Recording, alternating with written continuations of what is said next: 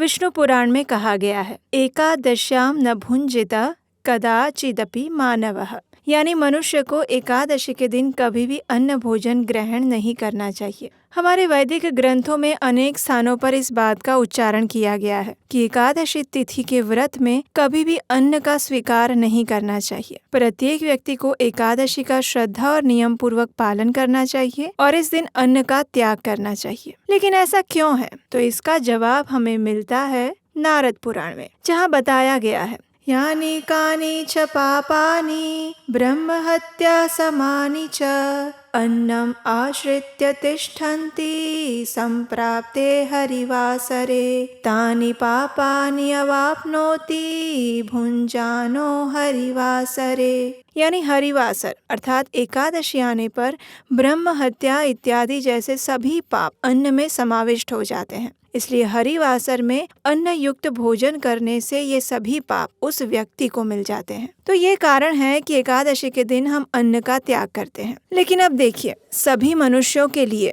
एकादशी के दिन संपूर्ण निर्जल या फिर सिर्फ फल के ऊपर रहकर एकादशी व्रत करना संभव नहीं हो पाता, और इसलिए आप में से कई लोगों को हमें प्रश्न आए थे कि इस बार भी देव उठनी एकादशी आ रही है और इस एकादशी में हमें क्या खाना चाहिए और क्या नहीं खाना चाहिए। तो जैसा कि आप सब जानते हैं, इस बार देव उठनी एकादशी आ रही है 12 नवंबर 2024 मंगलवार के दिन। चातुर्मास की और कार्तिक मास की ये अंतिम एकादशी है और ये अत्यंत पवित्र और पुण्य फल प्रदायक एकादशी है। जो भी व्यक्ति चातुर्मास का पालन नहीं कर सकता या कार्तिक मास का पालन नहीं कर सकता, उन्हें कम से कम कार्तिक मास की इस अत्यंत पवित्र एकादशी का पालन अवश्य करना चाहिए। तो प्रश्न आता है कि आखिर इस एकादशी का पालन कैसे करें और इस दिन हम क्या क्या भोजन ले सकते हैं, क्योंकि कई बार व्यक्ति को बाहर यात्रा में जाना पड़ता है। शारीरिक स्थिति ऐसी नहीं होती कि संपूर्ण निर्जल या फिर सिर्फ जल के साथ उपवास किया जा सके। तो अब ऐसे में एकादशी के दिन कौन कौन से खाद्य पदार्थ ले सकते हैं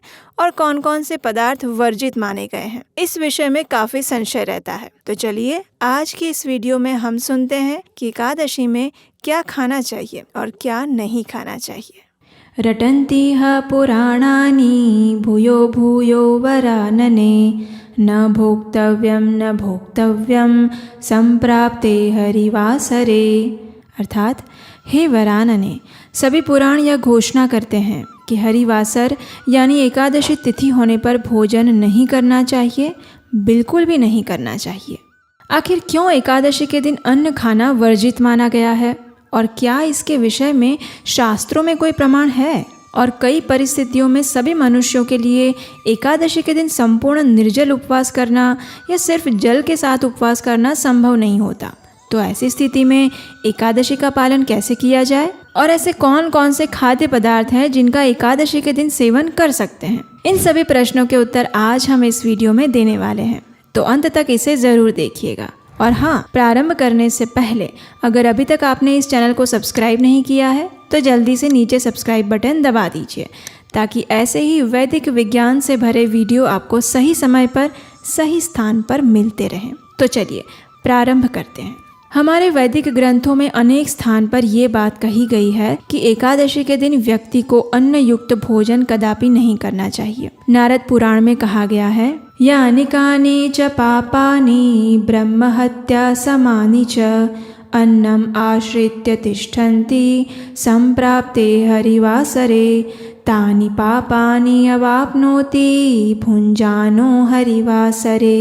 अर्थात हरिवासर यानी एकादशी आने पर ब्रह्म हत्या इत्यादि जैसे समस्त पाप अन्न में समाविष्ट हो जाते हैं। अतः हरिवासर में अन्न युक्त भोजन करने पर ये सभी पाप व्यक्ति को मिल जाते हैं। विष्णु पुराण में कहा गया है, एकादश्याम न भुंजित कदाचित अपि मानवः, यानी मनुष्य को एकादशी के दिन कभी भोजन ग्रहण नहीं करना चाहिए। विष्णु धर्मोत्तर ग्रंथ में तो यहाँ तक लिखा है, ब्रह्मचारी गृहस्थो वा वानप्रस्थो अथवा यतिः एकादश्याम हि भुंजानो भुक्ते गोमांस एव हि। अर्थात ब्रह्मचारी, गृहस्थ, वानप्रस्थ अथवा यति जो कोई भी हो, एकादशी में भोजन करने पर गोमांस भोजन के बराबर होता है। ये तो सिर्फ कुछ संदर्भ हैं जो अभी हमने आपको बताए। इस प्रकार के हमारे शास्त्रों में अनेक स्थानों पर प्रमाण मिलते हैं जिसमें एकादशी तिथि के दिन किसी भी प्रकार का अन्न भोजन नहीं लेने के लिए कहा गया है। इसलिए 8 वर्ष की आयु से 80 वर्ष की आयु के सभी मनुष्यों को अपनी क्षमता अनुसार एकादशी व्रत का पालन अवश्य करना चाहिए। अब देखिए, एकादशी उपवास के कई प्रकार हैं। पहला है संपूर्ण निर्जल उपवास। जो व्यक्ति निर्जल उपवास रखते हैं वे एकादशी के दिन संपूर्ण जल और अन्न का त्याग करते हैं। उस दिन वे पानी की एक बूंद भी ग्रहण नहीं करते। दूसरा प्रकार है सजल उपवास, यानी एकादशी के दिन सिर्फ जल पीकर ही उपवास करना, जल के सिवा और कुछ भी ना खाना और ना ही पीना।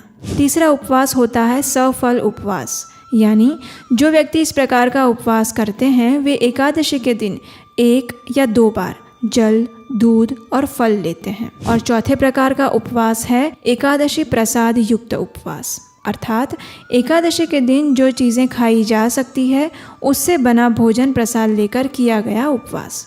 हम सब जानते हैं कि निर्जल और सजल उपवास अत्यंत कठिन है और ये सभी के लिए हर एकादशी पर करना संभव नहीं होता। इसलिए अधिकतर लोग एकादशी का उपवास सफल और एकादशी प्रसाद के साथ करते हैं। ये उपवास करने से भी आपको एकादशी का संपूर्ण फल ही मिलता है। लेकिन किसी भी स्थिति में एकादशी के दिन किसी को भी अन्न नहीं खाना चाहिए।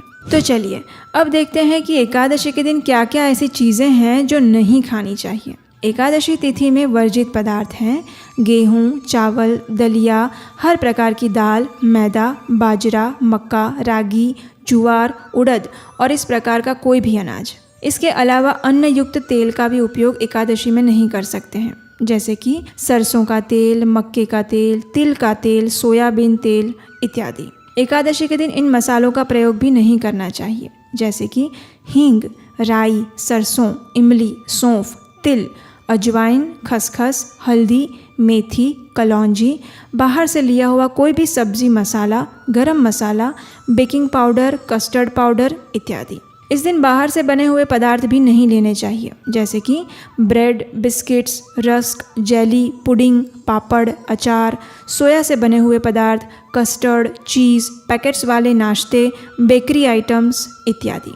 कुछ सब्जियां भी ऐसी है जिसका उपयोग हम एकादशी के दिन नहीं करते हैं और वो है गोभी, पत्ता गोभी, फलियां, बीन्स वाली प्रत्येक सब्जी, पालक, मटर, चने, करेला, ब्रोकली, तोरी, भिंडी, बैंगन, पत्तेदार कोई भी साग इत्यादि। एकादशी के दिन लहसुन और प्याज तो बिल्कुल वर्जित है ही, लेकिन उसके साथ साथ चाय और कॉफ़ी जैसे मादक द्रव्य भी नहीं लेने चाहिए। हो सकता है आपको प्रतिदिन चाय और कॉफ़ी पीने की आदत हो, लेकिन अगर आप सच में एकादशी का निष्ठापूर्वक पालन करना चाहते हैं और परम भगवान श्री कृष्ण को प्रसन्न करना चाहते हैं तो एकादशी के दिन आपको चाय, कॉफ़ी और बाहर के कोल्ड ड्रिंक्स नहीं लेने चाहिए। अब आप सोच रहे होंगे कि अरे बाप रे, एकादशी के दिन इनमें से कुछ भी नहीं ले सकते? ओहो, तो फिर तो पूरा निर्जल उपवास ही हो गया एक तरह से, है ना? नहीं, ऐसा नहीं है। आपको जानकर आश्चर्य होगा कि एकादशी में ना खाने वाली चीज़ों से ज़्यादा लंबी लिस्ट एकादशी में खाने वाली रेसिपीज़ की है। तो चलिए अब हम आपको बताते हैं कि एकादशी में क्या चीज़ें खा सकते हैं। तो इस दिन आप कुछ आटा ले सकते हैं, जैसे कि राजगिरे का आटा, सिंघाड़े का या कुट्टू का आटा। एकादशी उपवास में आप साबूदाना, सामक चावल और राजगिरा भी ले सकते हैं। सब्जियां जैसे कि आलू, शकरकंदी, टमाटर, अदरक, हरी मिर्च, नींबू, नारियल, खीरा, गाजर, कद्दू, पेठा, कच्चा पपीता, कटहल इत्यादि ले सकते हैं। मसालों में आप सेंधा नमक, काली मिर्च, लाल मिर्च, जीरा, दालचीनी, इलायची, मूंगफली इत्यादि का प्रयोग कर सकते हैं। इस दिन आप हर प्रकार के सूखे मेवे ले सकते हैं, जैसे कि बादाम, काजू, किशमिश, पिस्ता, अखरोट, खजूर, मखाना, मिश्री इत्यादि। इसके उपरांत हर प्रकार के फल भी एकादशी उपवास में लिए जा सकते हैं। अच्छा, एकादशी का भोजन बनाने के लिए अच्छा तो यही होगा कि सिर्फ घी का प्रयोग किया जाए, लेकिन अगर ये संभव नहीं है तो आप मूंगफली का तेल और सनफ्लावर तेल का उपयोग कर सकते हैं। लेकिन एक बात का हमेशा ध्यान रखें कि एकादशी प्रसाद बनाने के लिए आप जो भी तेल, घी या मसाले का प्रयोग करें तो वे साफ होने चाहिए। यानी पहले आपने किसी तेल में कोई चीज तली हुई है तो उसी तेल में दोबारा एकादशी प्रसाद मत तलिएगा। उसी प्रकार घर में कोई भी मसाले अगर आटे वाले हाथों से उपयोग में लिए हुए हो या उसमें हल्दी गिरी हो तो उसका प्रयोग नहीं करना चाहिए। एकादशी भोग बनाने के लिए साफ मसाले ही प्रयोग में लेने चाहिए। एकादशी में दूध और दूध से बनी हुई सभी चीजें ले सकते हैं, जैसे कि दूध, दही, छाछ, माखन, पनीर, मट्ठा, चीज़, श्रीखंड, लस्सी इत्यादि, और दूध से बनी हुई मिठाई भी। आप नींबू पानी भी बना सकते हैं और जलजीरा भी। बस याद रहे उसमें कोई ऐसा मसाला ना डालें जिसमें किसी भी प्रकार का अन्न का प्रयोग किया गया हो। मीठे में आप चीनी, गुड़, मिश्री और शक्कर का इस्तेमाल कर सकते हैं। चलिए अब फटाफट से आपको हम कुछ एकादशी स्पेशल रेसिपीज के नाम बता देते हैं। आलू सब्जी, साबूदाना खिचड़ी, कुट्टू या राजगिरे के आटे से बनी हुई पूरी, पराठे, चपाती या भाखरी, साबूदाना खीर, फ्रूट क्रीम बिना कस्टर्ड पाउडर के, आलू टिक्की, साबूदाना अप्पम, फ्रेंच फ्राइज, घर पर तले हुए आलू चिप्स, साबूदाना वेफर्स या सेव, कुट्टू, सिंघाड़े या राजगिरे के आटे से बने हुए पकौड़े, केले के चिप्स या केले की सब्जी, दही का रायता, मीठी लस्सी, आलू और पनीर की सब्जी, राजगिरे का हलवा, शकरकंदी का हलवा, रोस्टेड पनीर, नारियल के लड्डू, मूंगफली के लड्डू, मिल्क केक, गाजर का हलवा, मूंगफली चिक्की, राजगिरे के लड्डू, बादाम shake, banana shake, mango shake, chikoo shake, mix fruit juice, खीरा, टमाटर, बॉइल्ड मूंगफली और नींबू से बना सैलेड, मूंगफली की चटनी, रोस्टेड मूंगफली, मखाना स्नैक्स और साबूदाना वड़ा।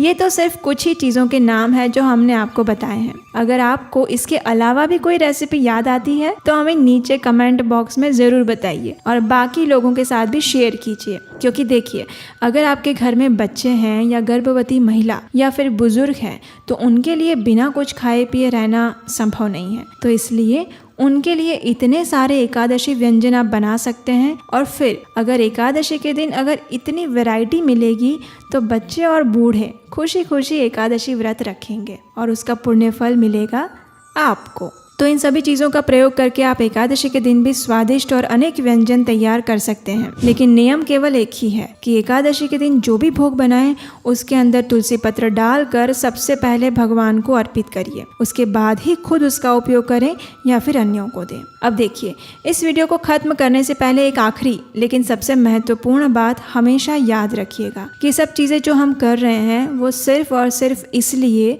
ताकि एकादशी के दिन हम अपनी शारीरिक ज़रूरतों को पूरा करके स्वस्थ रहकर अधिक से अधिक समय अपने मन और इंद्रियों को नियंत्रण में रखकर परम भगवान श्री कृष्ण का अधिक से अधिक नाम जप कर सकें, उनके दिव्य रूप, गुण, लीलाओं का स्मरण कर सकें और अपनी चेतना को भगवान के ऊपर स्थिर कर सकें। ये बात हमेशा याद रखें। तो चलिए इस एकादशी पर आप इनमें से कौन सी रेसिपी ट्राई करेंगे ये आज हमें नीचे कमेंट बॉक्स में लिखकर ज़रूर बताइएगा। और अगर आप निर्जल उपवास कर रहे हैं तो निर्जल उपवास ये लिखिएगा। और अगर आपको लगता है कि इस वीडियो से आपको सहायता मिली है तो इसे लाइक करिए और बाकी लोगों के साथ भी शेयर करिए। एकादशी की महिमा का प्रचार करने के हमारे इस अभियान में जुड़िए और संभव है तो स्क्रीन पर दिए गए नंबर पर अपना आर्थिक सहयोग भी भेज सकते हैं। मिलते हैं जल्दी ही एकादशी से संलग्न और नई रोचक जानकारी के साथ। हरे कृष्णा।